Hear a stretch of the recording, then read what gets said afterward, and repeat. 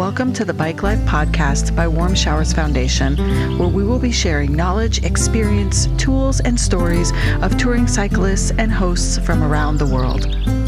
I'm Tarra, the woman behind the scenes at Warmshowers Foundation, the leading platform for cyclists looking for hosts and to connect with a passionate international community. Find out more by visiting us at Warmshowers.org. Now, on to the show.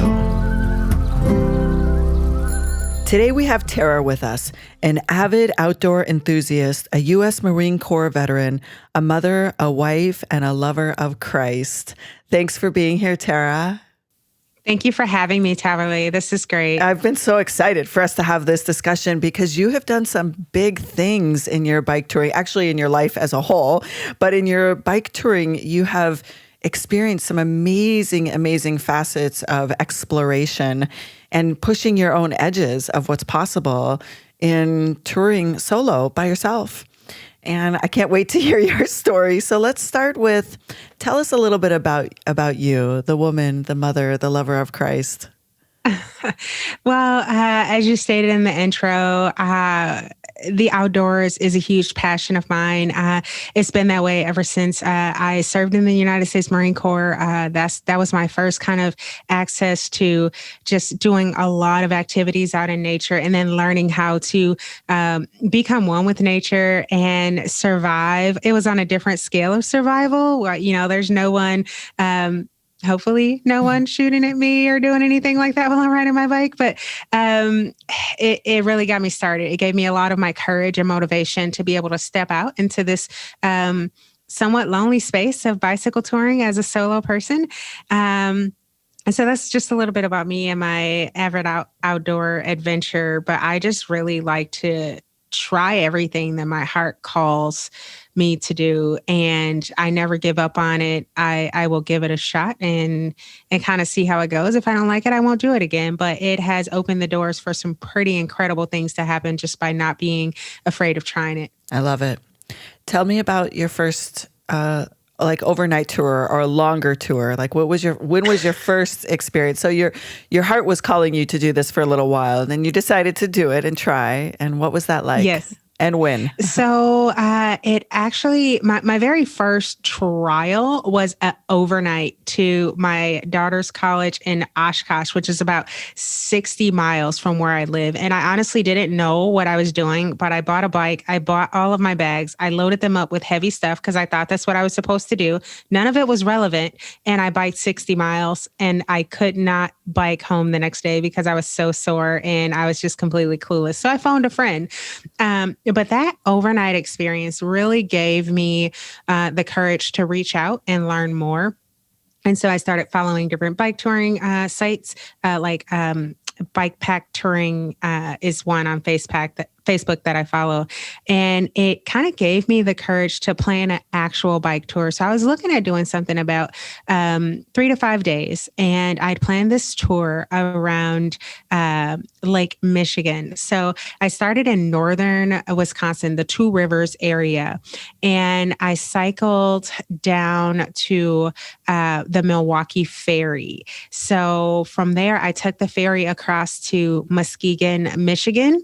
And then I cycled back north, the northern coast of Michigan, until I reached Ludington, Michigan, where I took the SS Badger ferry back across to Wisconsin. So kind of just like a square of a trip around Lake Michigan involving 2 ferries and a lot of warm showers hosts.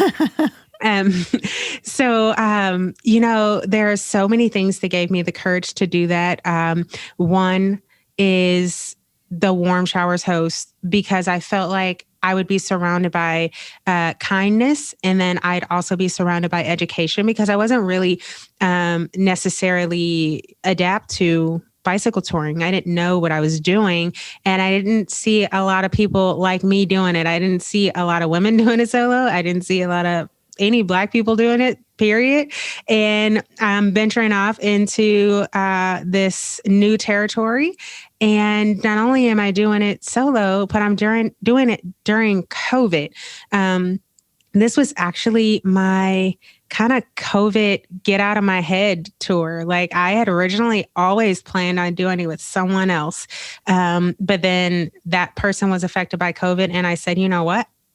If I wait on other people, I'm never going to do anything that I want to do when it's related to bicycle touring. Like, no one wants to go on long trips with me. No one, like, it's like, I just said, do it. Just do it. And that's what happened. I did it during COVID. I did it solo. And I did it based on literally Warmshowers host and how I could bounce from one to the next and be supported. That's literally how I play my route, by Warmshowers host. That is such an amazing story. And it's so interesting that you were able to like shed the need to have somebody else with you, like to just really embrace it. And it was probably meant to be that way for you to be comfortable because you had a bigger tour coming that you were going to do. And so you tested out what it was going to feel like. And I'm sure you learned a ton. Yes. Well, I learned so much just as an individual. I'd always kind of consider myself to be a strong mind and strong will. But when you're out solo, I found that I appreciated being alone more than I probably would have being with someone else. I learned that people are genuinely kind. Like I was able to shed some negativity that, you see it going on in the world, that you see on the news constantly. It's like you turn on the news every morning, it's negative, negative, negative. People are doing this, that, or the other. And in one aspect, it kind of makes you feel afraid to do certain things. Like, oh, I'm going to go bike down the street. And everybody's like, oh, be safe. I'm like, okay. Like, but I learned kindness. In the kindness, like through the kindness, I learned how to do physical things with my bike. Like I learned bike maintenance. I learned little tricks that, involves dishwashing soap when you're trying to put a tire back on and make sure, all of these like little things that people would help me out in the time of need. And I mean, I learned so much. I learned that derailleurs have locks on them and, all of those little things. So, yeah, it was phenomenal. And so what inspired you after that to plan the trip that I think you just recently took, right? From Wisconsin to Washington, D.C.? Yes, correct. So what inspired me is, the ability to do all of those things that I just said, to be free on my bike, to kind of unplug. When I finished my very first, maybe my second tour, I came back with the vision for myself that I wanted to write a book, and I did it.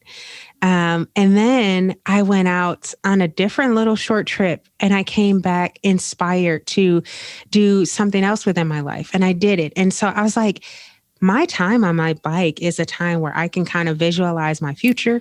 And I can kind of figure out what the next step is for me. Creation. And it's creation. It's truly right? A vacation. Yeah. Or creation, right? Creation of what's to come. Yep. And I didn't mean to interrupt you, so go ahead. But the word creation is like, wow, that was your creation time when you were on your bike.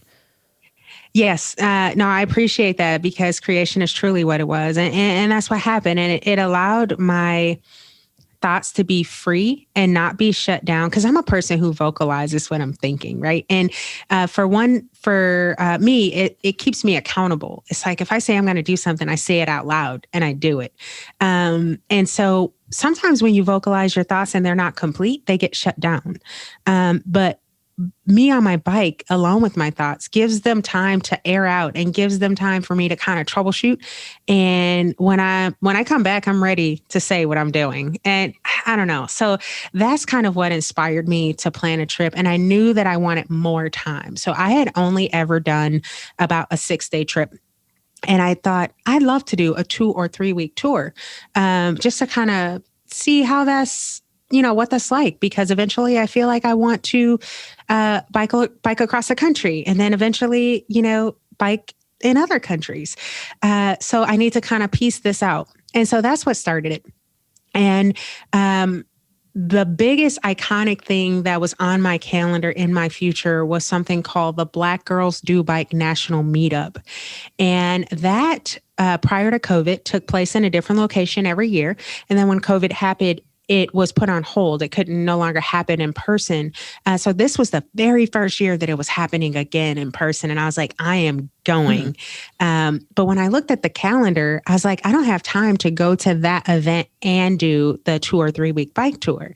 And I literally woke up the next morning and said, I'll just bike to Pittsburgh. That'll be the plan. And so that would have been exactly 2 weeks. And probably 2 hours later, I said, I need to bike all the way to DC because I'm already in Pittsburgh. There's this beautiful Gap Trail and C&O Trail right there. Who would like go that far and not do it? So that's how the plan came about. I came to work, I got it on the calendar, I got it all squared away, and I literally started I had already been on my bike a lot. So training for it I started enhancing my training, if you will. And I decided I needed to do it for something greater than myself. So that's when I planned to do it for the Wisconsin 9/11 Memorial and raise funds along the way. I just figured that, the trip in itself is epic, and me being able to complete it is a gift. And why not pay that forward by drawing more attention to something that's meaningful, that's above and beyond myself. And that's where that came from. You're amazing, Tarra. You're doing amazing things. And just even envisioning everyone that's listening to your story and how it is creating impact far and wide just beyond yourself, right? You're creating opportunities, and you're like a living example of what's possible, right? When you give yourself the time and you allow that edge to be stretched a little bit. Yes, absolutely. Thank you for that. Yeah. So did you meet resistance in your family and community when you started planning this like longer journey? Well, it's from a resistance standpoint.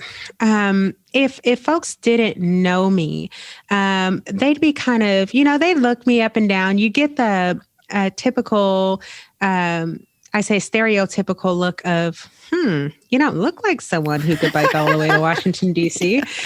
Or, Yes. And I'm just like, oh, yeah, well, no, these hips can move. Yeah. Like, don't let it fool you. Yeah.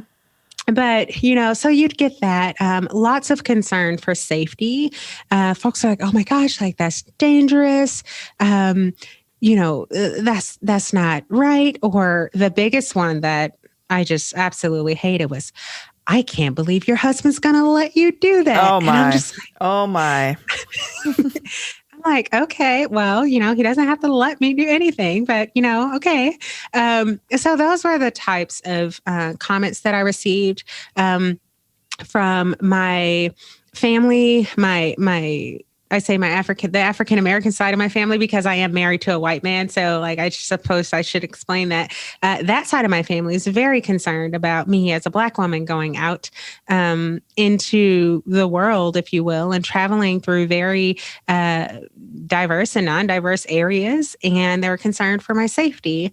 And then there's, the white side of my family who knows that I do this all the time. Like I cycle all by myself, like long days. The only difference is that I'm sleeping at night in a different location. And so I try to give those folks a visual, and I say, hey, when I get up in the morning on Saturday and when I bike all the way down to the lakefront, have lunch and bike back, and I'm gone for 7 hours, are you concerned about me? No, because you're close to home. I said, well, just imagine that I'm sleeping at home every night, but that's literally all that I'm doing. Yeah. Yeah. And did you stay with primarily Warmshowers along your journey on that trip? Yes. So it was planned out that way. My first 8 days was Warmshowers host. And then I hit an area where there weren't as many near where I was cycling to, like my route. And I just wasn't willing to deviate that much because I didn't have the time to allow for it. So I planned a camp, like a wild camp in those areas. And it turned out that I met people who knew people. And I literally only stayed in a hotel twice. Wow. Yeah. That's amazing. Tell us a little bit about your most interesting experience with a Warmshowers host along the way. Oh my. So there's a couple, and Gosh, I should have written their names down. But the interesting thing about them is they had started something called the Michigan 24-hour race. Their names are the Obermans. It's Diane and Skip Oberman in Michigan. And they started the Michigan 24-hour race from inception.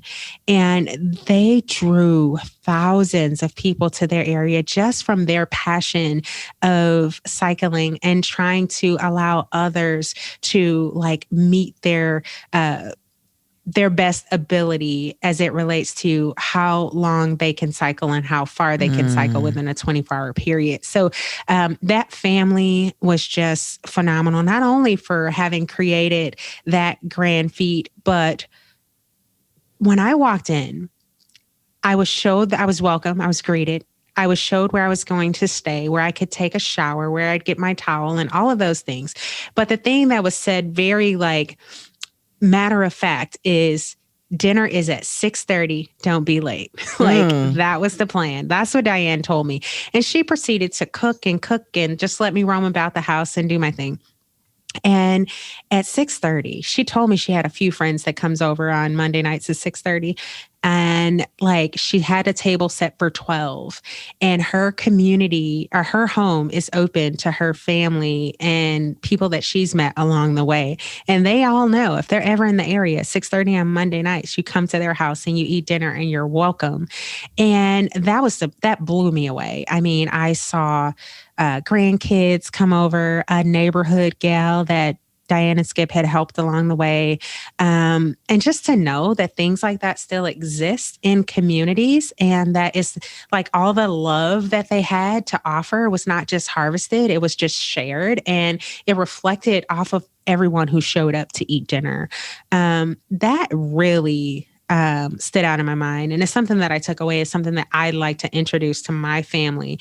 It's like a standing open invitation for just communication and feasting. Like, things happen around the dinner table. It's so true. to kind of take a moment and slow down and do that again. Like if I'm ever in that area, I'm going to go there. Like those folks are on my Christmas card list. They were just so cool. And they were sharing the energy that they had with the world. And I mean, it meant so much to me. And you can kind of tell with the stories that were happening around the table that they remember and they were just like, oh, like how's your new job going? And, so these people are connecting with others and that's going out. And I just thought it was beautiful. So that's one of my most interesting. That's amazing. Hopefully you'll share this show with them and how much they impacted you so they can feel that impact. Yeah. Amazing. Absolutely. So what's next? Is there a plan for another tour, another trip or hosting? Like what's next for you?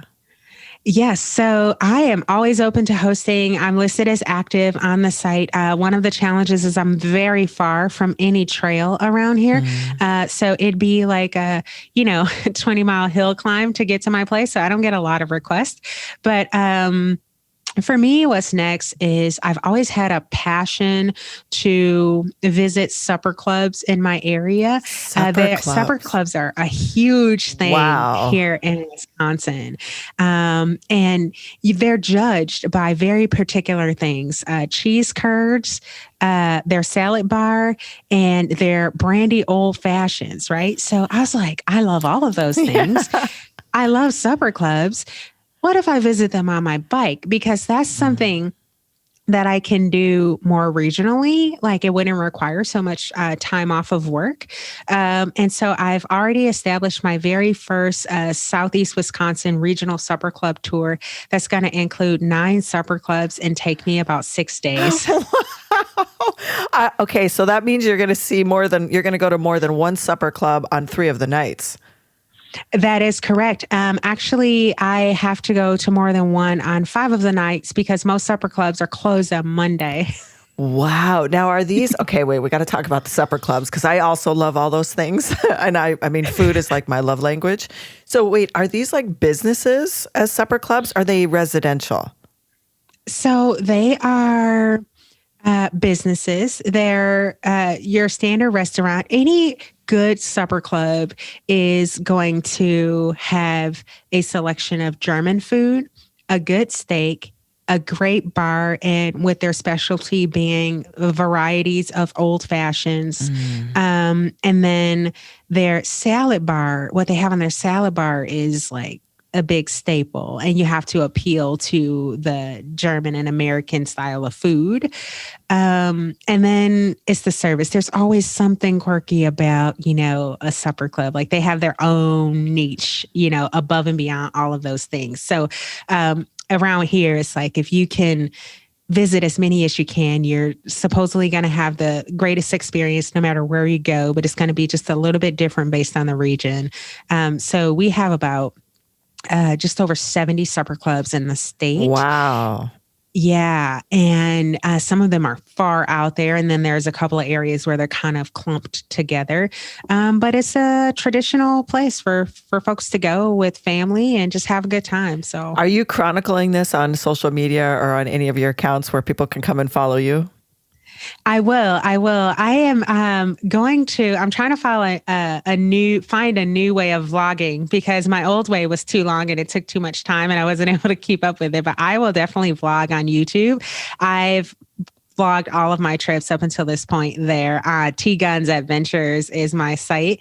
But I will track that. And then I'm also trying to figure out a way to make a bike bracelet, so that if you have the bike bracelet and other people, I'm going to try to map it and then that way allow other people to follow it or take recommendations and go to different supper clubs and then try to do it on their bikes. So I'm kind of paving the way of making the routes in the different region. It's like my own internal little project. I think that's amazing. And we will happily share all of the links in the show notes so people can follow along. And I know a lot of people that do their vlogging with video, like on Instagram or TikTok now. So you may be able to tap into those audiences too, because they're shorter videos and maybe not as much time as the way you've traditionally created videos. But yeah, we will happily continue to share and post what you're doing because it sounds super amazing.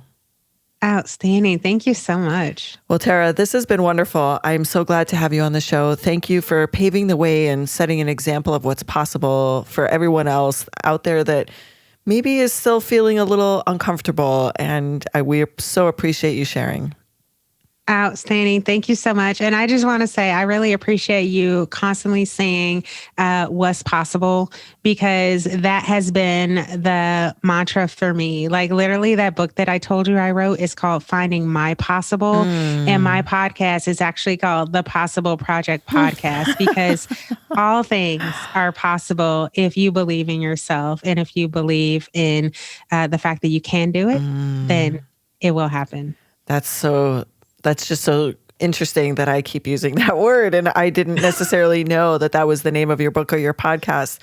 I love it. I will make sure to include the links to everything in the show notes. And you are welcome to come back and talk about the supper clubs. Maybe we need to do another show to talk about bike touring and supper clubbing. Yes, I'm down. I'm totally down. Wonderful. Thank you so much, Tarra. Appreciate it. Thank you. Bye-bye. Thank you for joining us, and we hope you enjoyed the show as much as we enjoyed making it. Wherever you are listening, please leave us a rating and a review, as it helps us reach more cyclists and hosts around the world. Visit us at Warmshowers.org to become a part of our community, or on Instagram at Warmshowers_org. If you would like to be a guest on the show or submit a question, please make sure to email us at podcast@warmshowers.org.